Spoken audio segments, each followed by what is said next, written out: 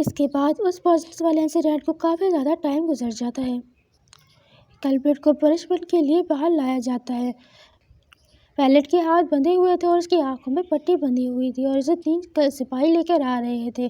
सामने से चार्ली भी अपने कुछ सोल्जर्स के साथ आ रहा होता है और उसे देखकर स्माइल करता है और उसके करीब जाते हुए उसके चिन को पकड़ता है।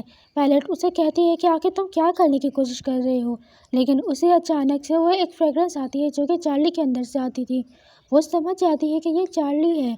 वो उसे बुलाती है और कहती है कि मैं जानती हूँ कि आप मुझे यहाँ पर बचाने के लिए आए हो, लेकिन चार्ली एक बहुत ही ज़्यादा खामोश और डरावनी सी आवाज़ में उसे कहता है कि मुझे माफ़ कर दो पैलेट, लेकिन मुझे अब तुम्हारी और ज़्यादा ज़रूरत नहीं है।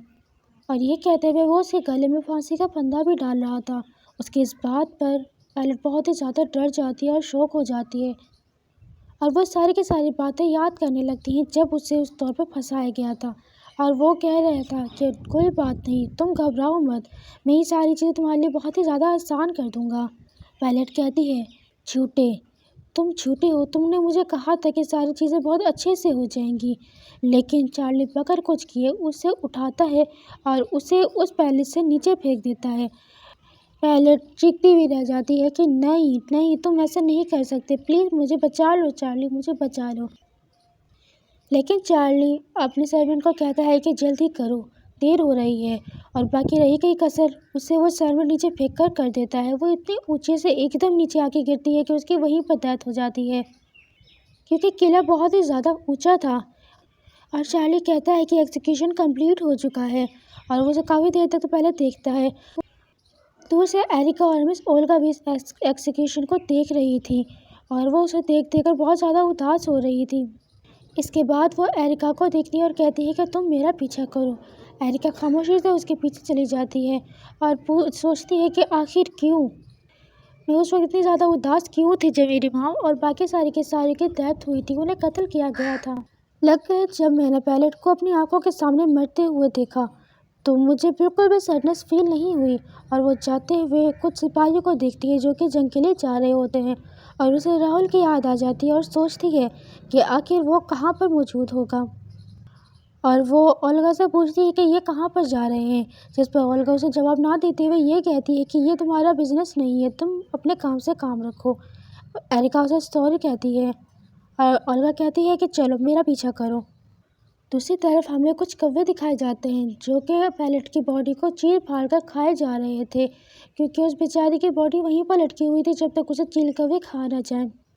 इसके बाद मिस ओल्गा उसे वहाँ एक गार्डन में लेके आ जाती है और उसे बताती है कि यहाँ पर बहुत ही ज़्यादा रेयर प्लांट उगते हैं जो कि सारी दुनिया से खोज कर लेके आए जाते हैं, जो कि स्पेशली तौर पर इंपीरियर के ऑर्डर से आए हैं। और एरिका को उस ग्रीन हाउस की चाबी हाथ में देते हुए कहती है कि आज के बाद तुम यहाँ के न्यू केयरटेकर हो, तुम्हें प्लांट की काफ़ी ज़्यादा नॉलेज है, तो तुम अपनी नॉलेज का इस्तेमाल करो और उस ग्रीन हाउस को बेहतर से बेहतर करती चली जाओ। मैं तुम्हें एक्सपेक्ट करती हूँ कि तुम हार्ट से हार बैठ करोगी। और मैं उम्मीद करती हूँ कि तुम्हारा हाल पैरामिस पैलेट की तरह नहीं होगा। एरिका उसकी चाबी को लेते हुए हाँ में भर देती है और उसे जाते हुए देखती है ग्रीन हाउस की तरफ से। इसके बाद वो ग्रीन हाउस में अपनी मेहनत करना शुरू कर देती है और वहाँ के प्लांट्स को ग्रो करने लगती है। सबसे पहले वो वहाँ के प्लांट्स को फील करती है और देखती है कि वहाँ के प्लांट की बहुत ही ज़्यादा बुरी हालत है, वो इतनी ज़्यादा अच्छी शेप में मौजूद नहीं है। और फिर वो अपने उस होम टाउन के बारे में सोचती है जहाँ के पौधे बहुत ही ज़्यादा खूबसूरत थे और वो अपनी सहेलियों के साथ, दोस्तों के साथ वहाँ पर जाया करती थी। और उसे याद आता है कि इस ग्रीन हाउस की स्मेल बिल्कुल होम की तरह है। इतने में उसको पीछे से एहसास होता है कि वहाँ पर चार्ली मौजूद है जो कि उसको देख देख कर स्माइल किए जा रहा होता है और उसे पूछता है कि मुझे लग रहा है कि तुम्हें ये जगह बहुत ही ज़्यादा पसंद आई है। एरिका अपने मन ही मन डरते हुए कहती है कि ये क्या जानता है और वो चार्ली से पूछती है कि इससे आपका क्या मतलब है। चार्ली एक स्वाट के साथ आया था वहाँ पर और वो आहिस्ता से एरिका की तरफ बढ़ने लगता है। एरिका बहुत ही ज़्यादा डरती हुई पीछे की तरफ जाने लगती है। चार्ली उसको एक दीवार के साथ पुश करता है और उसे वो रिंग दिखाता है जो कि उसकी मदर ने उसको दी थी। वो इस रिंग को देखकर बहुत ही ज़्यादा शॉक हो जाती है और डर जाती है और डरते हुए सोचती है कि आखिर इसके पास मेरी रिंग मौजूद क्यों है और वो कांपना शुरू कर देती है। चार्ली से पूछता है कि आखिर इसका क्या मतलब है। और उसे डराते हुए ये कहता है कि इसको चोरी करना बहुत ही ज़्यादा आसान है, या दूसरे अल्फाज में ये कहूँ कि मैंने उन सारे के सारे लोगों को मार डाला है। एरिका उस रिंग को देखकर बहुत ही ज़्यादा शौक हुई हुई होती है और डरी हुई होती है और कहती है कि मैं बहुत ही ज़्यादा शौक हूँ। जब मैंने पहली बार इसको देखा था, मुझे उस वक्त बिल्कुल भी यकीन नहीं आ रहा था कि वो स्लेव मार्केट में मुझे बेच देंगे इस जगह पर जस्ट स्लेव के तौर पे। चार्ली से कहता है, क्या तुम एग्री नहीं करती हो, या मैं कहूँ कि प्रिंसेस एरिका ऑफ वेरोनिका। उसके ये कहते ही एरिका और ज़्यादा डरना शुरू कर देती है। जैसे ही वो उसका असल नाम लेता है और उसके साथ वेरोनिका का नाम लगाता है, एरिका और ज़्यादा डर जाती है और उसे समझ नहीं आ रहा होता कि आखिर मैं करूँ तो क्या करूँ। एरिका अपने मन में कांपते कांपते यही सोच रही होती कि आखिर मेरी किस जगह पर गलती हो गई, किस जगह पर मैं पकड़ी गई। कोई भी इस बात पर एक्सपेक्ट नहीं करेगा कि एक स्लेव के तौर पर एक प्रिंसेस बिक सकती है। और वो उसी तरह कांपते हुए अंदाज में उसको गलत साबित करने की कोशिश करती है और कहती है कि नहीं, मैं नहीं हूँ। लेकिन चार्ली उसे कहता है, क्या मैं झूठ बोल रहा हूँ तुमसे, और उसे उसी तरह डराते हुए अंदाज में कहता है कि चलो ठीक है, ये तुम मुझ पर छोड़ दो, मेरे पास अब कोई भी चॉइस नहीं बची है कि इसको मैं चेक करूँ। फिर वो एक ही दम से उसका बाजू ग्रैब करता है और उसे धक्का देते हुए उसकी कमर की तरफ से अपने शॉट के ज़रिए एक कट लगाता है ताकि वो मार्क देख सके जो कि उसकी कमर पर एक रिंग के तौर पर रहेगा। एरिका और भी ज़्यादा कांपने लगती है और उसका दिल ज़ोर ज़ोर से धड़कना शुरू कर देता है, डर के मारे कि वो अब क्या करे। चार्ली कहता है कि ये मैटर नहीं करता कि आखिर मैं इसको कितनी मर्तबा देखूं, और वाज़ह तौर पे उसकी कमर पे वो रिंग नज़र आ रही थी जिसकी उसकी मदर ने उसे छुपाने के लिए कहा था कि ये किसी को भी नज़र नहीं आना चाहिए। और ये रिंग एक ऐसा मार्क था जो कि सिर्फ शाही फैमिली के लोगों के पास ही होता था, सिर्फ रॉयल फैमिली मेम्बर्स के पास होता था, क्योंकि एरिका एक रॉयल फैमिली मेम्बर थी, इस वजह से उसके पास ये था। एरिका कांपते हुए अपने उसी अंदाज में अपने मन में सोच रही होती है, आखिर क्या करूँ मैं, आखिर क्या करूँ इस वक्त में। और उसी वक्त उसके जहन में उसकी मदर की बात याद आ रही होती है और उससे उसका एक इमेजिनेशन यूँ हो रहा होता है कि उसकी मदर उसके सामने उसी तलवार के साथ आ गई है जो कि उसके चेस्ट में खड़ी हुई है और उसे कहती है कि तुमने अगर इसको छुपा के नहीं रखा और किसी ने इसको ढूंढ लिया तो वो तुम्हें उसी वक्त मार डालेगा। क्या ये मुझे इस वक्त मारने वाला है? इतने में उसका ध्यान सामने रखी हुई एक सीजर, एक कैंची के ऊपर जाता है। वो जल्दी से उसके पास से भागती हुई उस कैंची को उठाती है और उसके ज़रिए चार्ली के ऊपर हमला करने की कोशिश करती है, लेकिन चार्ली तेज़ होता है और वो उसकी कैंची को बीच में ही रोक लेता है। एरिका एक तो वैसे ही बहुत ज़्यादा कांप रही होती है, ऊपर से चार्ली ने उसकी सीजर को बीच में ही रोक दिया था और उसके हाथ में जब उसने पकड़ी थी तो खून भी निकल रहा था। एरिका बहुत ही ज़्यादा डर जाती है, उसके हाथ कांपने लगते हैं। वो फ़ौरन से उस कैंची को छोड़कर पीछे की तरफ होती है और होने के चक्कर में वो दम नीचे आकर गिरती है और कैंची भी उसके हाथ से छूट जाती है। चार्ली सबसे पहले उस कैंची को लात मार के साइड में करता है और वो बार बार उसको वो रिंग दिखा रहा होता है और फिर वो उससे चीखते हुए गुस्से वाले अंदाज में कहती है कि मेरी मदर की रिंग को हाथ मत लगाओ अपने इस गंदे हाथों से। और वो छीनने के लिए अपना हाथ बढ़ाती है, लेकिन चार्ली बीच में ही उसका हाथ पकड़ लेता है। एरिका कहती है कि मेरा हाथ छोड़ो, मुझे जाने दो। चार्ली हल्के से उसके कान में विस्परिंग करता है और कहता है कि अगर तुम इसी तरह एक्ट करती रही तो दूसरे लोग ये बात डिस्कवर कर लेंगे, वो तुम्हारी असली आइडेंटिटी को इसी वक्त जान जाएंगे।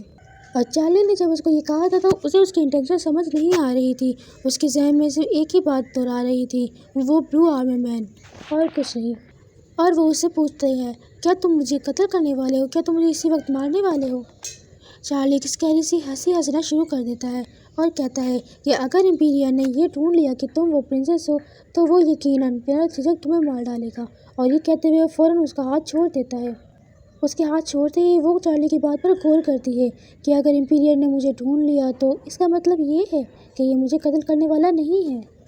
और इसके बाद वो उसके सामने एक डील रखता है और कहता है कि तुम्हारे पास दो चॉइसेस हैं, या तो तुम एज अ मेरी मिस्ट्रेस, एज अ मेरी लवर बन जाओ तो मैं तुम्हें छोड़ दूंगा, आज बात की कसम खाता हूँ कि मैं इस बारे में किसी को भी नहीं बताऊंगा, या फिर दूसरी चॉइस कि तुम इस बात पर इनकार करो ताकि मैं तुम्हारी सारी आइडेंटिटी एम्पीरियर को बता दूं और वो फ़ौरन के फ़ौरन आके तुम्हें इसी जगह पर मार दे। उसकी इंटेंशन एरिका को समझ नहीं आ रही होती और उससे वो सवाल करती है, क्या तुम इस किंगडम की सबसे इम्पोर्टेंट पर्सन नहीं हो? चार्ली इसका हाथ पकड़ते हुए कहता है कि हाँ, मैं हूँ बहुत ही ज़्यादा इम्पोर्टेंट पर्सन, लेकिन इस जगह पर कुछ है जो कि बहुत ही ज़्यादा इम्पोर्टेंट है और उसको मुझे हर हाल में पूरा करना है, चाहे उसके लिए मुझे कुछ भी करना पड़े, और उसके लिए मुझे तुमको एक पर्पस के तौर पर यूज़ करना पड़े, मैं करूँगा। और वो उसे फ्लर्ट करते हुए कहता है कि आप प्लस में मैं ये भी कह सकता हूँ कि मैं तुम जैसी खूबसूरत लड़कियों को नहीं कत्ल कर सकता, जो कि मुझे बहुत ज़्यादा प्यारी लगती हैं। और उसकी इसी नेगोशिएशन के दौरान शाम हो जाती है, सूरज ढल जाता है। चार्ली उससे आखिरी बार पूछता है, क्या तुम एज ए मिस्ट्रेस के तौर पर मेरे साथ रहोगी? और वो उसकी तरफ अपना हाथ बढ़ाता है। एरिका उसका हाथ अपनी तरफ बढ़ते हुए देखकर ये सोचती है कि इसने आसानी से किसी को भी कत्ल कर सकता है। उसने पायलट को भी बहुत ही ज़्यादा आसानी से कत्ल कर दिया था। तो मैं नहीं जानती कि मुझे इसके ऊपर यकीन करना चाहिए कि नहीं करना चाहिए। तो वो उससे एक सवाल करती है कि मैं तुमसे कुछ पूछना चाहती हूँ कि वो आर्मामैन, वो ब्लू आर्मामैन आखिर कौन था? उसकी इस बात पर चार्ली थोड़ा सा चौंक जाता है, क्योंकि वो जानता था कि आर्मामैन कौन है। तो उससे पूछता है कि क्या तुम इस बात पर श्योर हो कि तुम ये जानना चाहती हो? जिस पर एरिका उसको बहुत ही ज़्यादा गुस्से में घूरना शुरू कर देती है और चार्ली से बताता है कि वो इंपीरियल नाइट्स का कैप्टन है। एरिका ये सुनते ही बहुत ज़्यादा कांप जाती है और डर जाती है। क्या कैप्टन? वो एरिका को भड़काते हुए कहता है कि मैं तुम्हें एक और सीक्रेट बताना चाहता हूँ कि वो कैप्टन वो अकेला था जिसने ये डिसीजन किया था कि वो फेरोकाप को जड़ से उखाड़ देगा, उसको बिल्कुल ही ख़त्म डिस्ट्रॉय कर देगा। जिस पर एरिका से पूछती है, इससे तुम्हारा क्या मतलब है? चार्ली उसे बताता है कि इस जगह पर एक ग्रांड सेल है जहाँ पर लोगों की अच्छी परफॉर्मेंस की वजह से उन्हें बहुत ही ज़्यादा अच्छी चीज़ें दी जाती हैं उनकी ख्वाहिशात के मुताबिक। कुछ ऐसा जो कि हर इंसान को बहुत ही ज़्यादा पसंद होता है, जैसे कि पैसे, खूबसूरत सी लग्जरी सी लाइफ और ज़िंदगी भर आराम। और कुछ इसी तरह की चीज़ें, जैसे कि एक बहुत ही ज़्यादा बड़ा एरिया किसी लैंड की तरफ से, जिसकी बात पर एरिका बहुत ही ज़्यादा डर जाती है और अपने दोस्ती में कहती है कि नहीं, ऐसा नहीं हो सकता। इसने सिर्फ मुझे, मेरी मदर को और बाकी सबको सिर्फ इस स्टूपिड रीज़न की वजह से कत्ल किया। मैं उसको इतनी आसानी से जाने नहीं दे सकती, लेकिन मैं इस इंसान पर यकीन भी नहीं कर सकती। मुझे इस इंसान से बहुत ज़्यादा डर लगता है। आखिर मैं क्या करूं? और ये कहते हुए उसे यूँ फील हो रहा होता है कि जैसे बहुत सारी वाइन्स उसके इर्द गिर्द तंग होती जा रही हैं और उसे घेर रही हैं और उसको कसती चली जा रही हैं। लेकिन अचानक से उसके जहन में राहुल का ख्याल आता है, जो कि फ़ौरन आके उन सारी वेंस को, उन सारी जड़ों को उसके करीब आते ही उसे काट देता है। और उसे राहुल का ख्याल आता है, जिसने उसको ये कहा था कि जिसने तुमसे सारी चीज़ें छीनी है, तुम भी उनसे उसकी वो सारी मोहब्बत भरी चीज़ों को छीन लो। और उसे याद आता है कि हाँ, उसने सही कहा था। और वो अपना फैसला कर लेती है और मुस्कुराते हुए चार्ली से कहती है, तो तुम क्या चाहते हो कि मैं एज ए लवर के तौर पर तुम्हारे साथ रहूं? चार्ली मुस्कुराते हुए कहता है कि हाँ, तुम्हें हमेशा मेरी साइड रहना होगा और सिर्फ मेरे लिए जीना होगा, और तुम अपनी तरफ से कोई भी स्ट्रेंज किस्म के आइडिया अपने दिमाग में नहीं डालोगी। एरिका कहती है, किस किस्म के स्ट्रेंज आइडियाज़? चार्ली कहता है कि कैप्टन को मारने के ख्यालात। और वो उसके बालों को पकड़ते हुए कहता है कि अगर मैंने इस तरह की कोई भी सस्पिशियस चीज़ तुम्हारे हाथों नोटिस करी, तो तुम अपनी बात पर अटल रहना और मैं तुम्हें उसके लिए कभी भी माफ़ नहीं करूँगा। और एरिका उसकी बातों पर कान नहीं धर रही होती। वो सिर्फ अपने जहन में ही सोच रही होती कि आखिरकार मुझे एक रीज़न मिल गया कि आखिर मैं क्यों जीऊँ। और एरिका कहती है कि हाँ, ठीक है, आज के बाद मैं तुम्हारी एज ए लवर के तौर पर रहूँगी और तुम्हारे लिए ही जीऊँगी।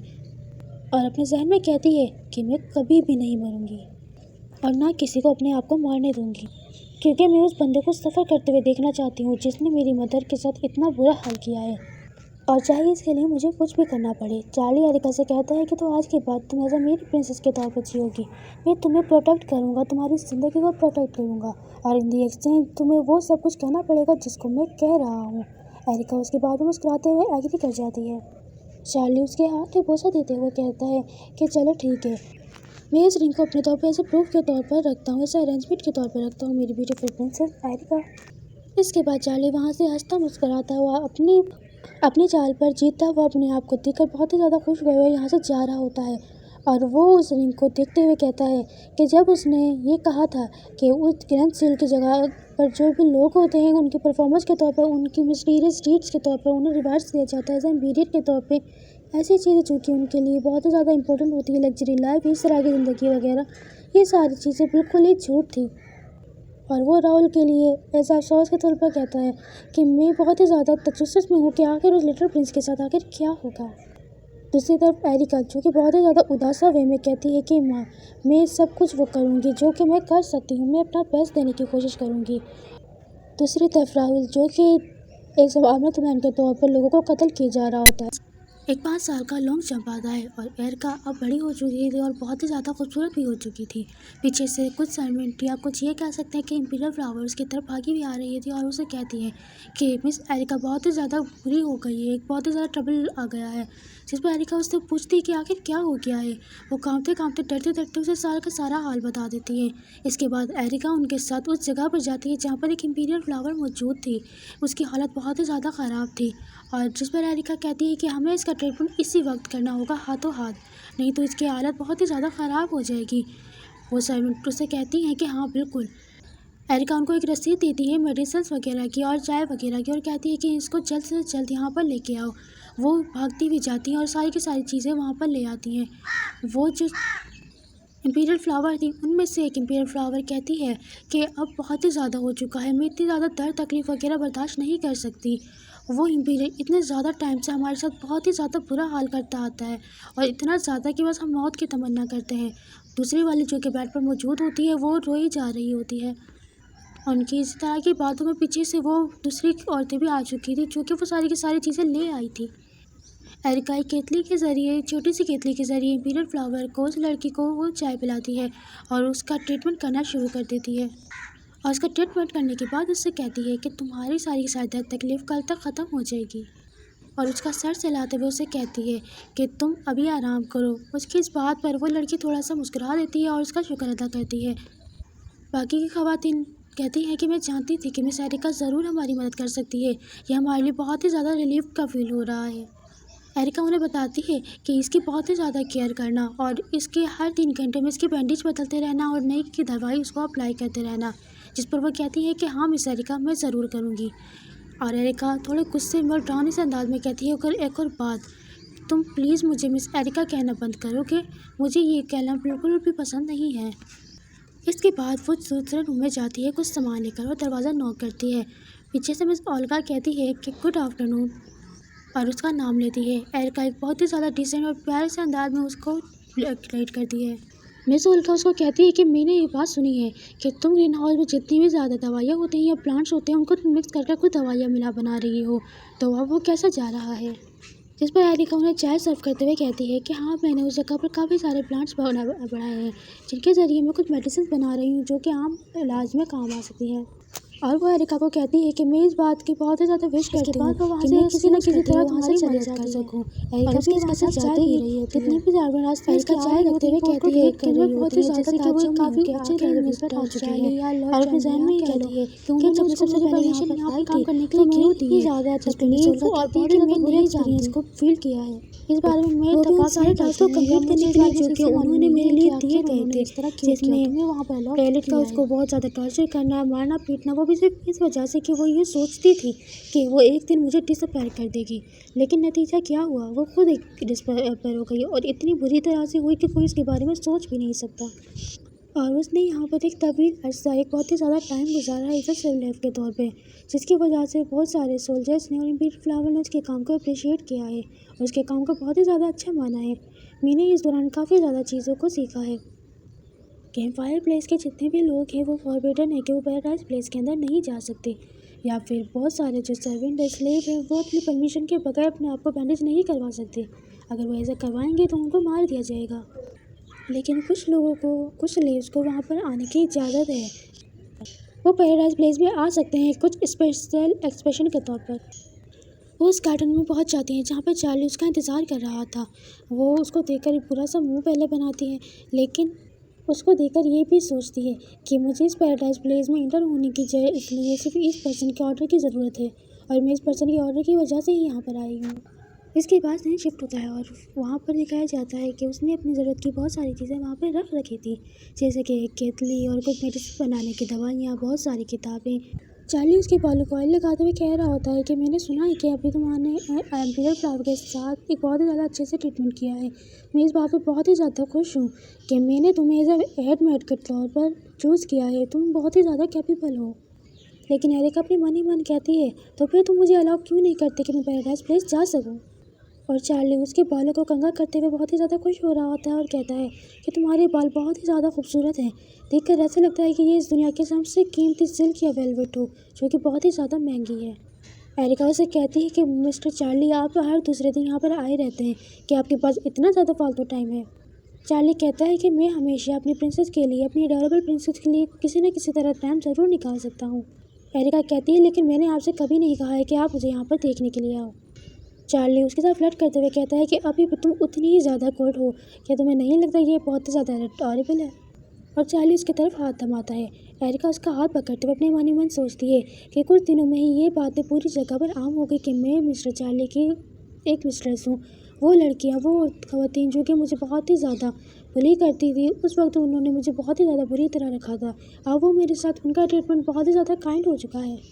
शुरू में तो मैं इन चीज़ों के लिए बहुत ही ज़्यादा तंग होती थी और इन चीज़ों को सोच सोच कर पागल होती थी, लेकिन अब मैंने हर चीज़ की परवाह करनी छोड़ दी है। ये मैं जानती हूँ कि एक दिन ये भी मुझे पैलेट की तरह मार देगा, और इस तरह के मैं अपने जहन में ख्यालात लाने की वजह से, इस तरह की चीज़ों से फाइट करने की वजह से मेरी बहुत ही ज़्यादा एनर्जी इसके अंदर ज़ाया हो जाती है। और इन 5 सालों के अंदर इसने मुझसे एक मर्तबा भी नहीं बताई कि आखिर इसके जहन में क्या चल रहा है। इस तरह देख कर चार्ली से कहता है कि मेरी यहाँ मौजूदगी में भी अभी तुम कुछ और सोच रही हो। इस पर एरिका कहती है कि नहीं, कुछ खास नहीं। जिस पर चार्ली उस पर केस करते हुए कहता है कि मुझे आजकल कुछ फीलिंग आ रही है कि तुम कुछ ऐसा कर रही हो, कुछ छुप छुप के कुछ काम कर रही हो। जिस पर एरिका थोड़ी सी घबराते हुए उससे कहती है कि नहीं, मैं कभी भी कुछ ऐसा नहीं कर सकती जिसकी वजह से लॉर्ड ट्रेमेलियन को मेरी वजह से तकलीफ। चार्ली जाते हुए उससे कहता है कि तुम आजकल बहुत ही ज़्यादा उस जैसी दिखने लग गई हो। जिस पर एरिका ताज्जुब में कहती है, क्या? आखिर इसने इस वक्त ऐसा क्या कहा? मैं इसकी बात को सही से सुन नहीं पाई, लेकिन वो मुड़ते हुए कहती है कि मेरे लिए सबसे ज़्यादा इम्पोर्टेंट मसला ये है कि मैं इस चीज़ पर बहुत जल्द से जल्द काम करूं। और वो किस किस्म के हर्ब्स के बारे में पढ़ रही होती है और देखकर यूँ लग रहा होता है कि वो कोई पॉइजन्स बनाने की किताबें हैं जिसके अंदर बहुत किस्म के पॉइजन लिखे हुए हैं। और वो कहती है कि मैं आहिस्ता से आहिस्ता, लिटिल बाय लिटिल प्रोग्रेस करती चली जा रही हूँ, और मैंने ऑलमोस्ट फिनिश कर ही दिया है इसको। एक ऐसा जहर जो कि उसको बहुत जल्द आहिस्ता आहिस्ता मारता चला जाए। और इसी दौरान उसे बुक के अंदर से वही लेटर मिलता है जो कि राहुल ने उसे दिया था, और वो अपने जहन में उसको याद करते हुए कहती है कि आखिर मैंने उसको सिर्फ इन 5 सालों में 2 मरतबा देखा है और दोबारा इसका नाम कहीं भी नहीं सुना। और वो उसे देखकर बहुत ही ज़्यादा याद करते हुए सोचती है कि मैं बहुत ही ज़्यादा वंडर हूँ कि वो इस वक्त जिंदा होगा या नहीं। इसी तरफ सीन शिफ्ट होता है और हमें एक सनसेट दिखाया जाता है, एक बहुत ही ज़्यादा खूबसूरत सनसेट, जिसे राहुल वो आर्मी मैन बनकर ऊपर से देख रहा होता है एक चोटी की तरफ से। उसके पीछे उसके काफ़ी सारे गार्ड्स भी होते हैं और देखकर ऐसा लग रहा था जैसे कि वो किसी जंग से आया है। और वो वहाँ पर खड़ा हुआ कहता है कि बिल आखिर में वापस लौट ही आया।